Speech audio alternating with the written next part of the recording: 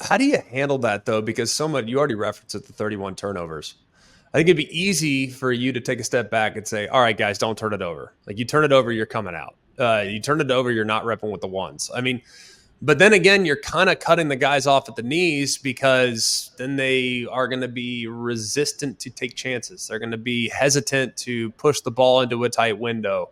You might take away their playmaking ability if they're so consumed with not making a mistake. So how do you make sure that limiting turnovers is a huge priority while also encouraging your young guys, and in some cases your freshman quarterbacks, to still make the plays that led them to become a five-star prospect coming out of high school? Yeah, no doubt, man. It's when you look, Brian Billick years ago came up with the stat.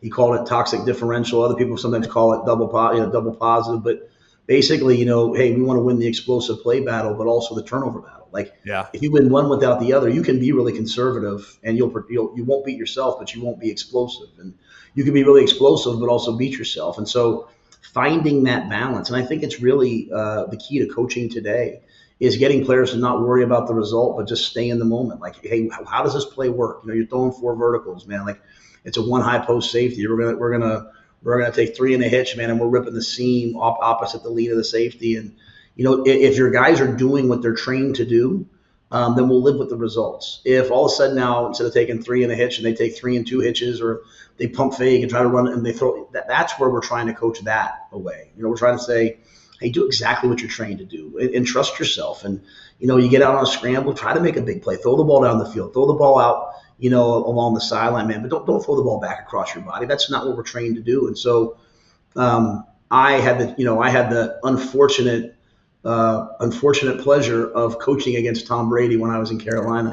And it's like, man, you'd sit there and then you'd be like, hey, okay, we're going to go play cover two. He's going to check the ball down. We know that. We're going to play cover two here. He's going to check the ball down. It's like, he just absolutely frustrated you with his precision and his execution. And so I don't want our players playing in fear. I want them to play with unbelievable confidence, but the confidence has to come from their execution, their precision, knowing that they're going to do in the moment exactly what they're trained to do and do it with no fear.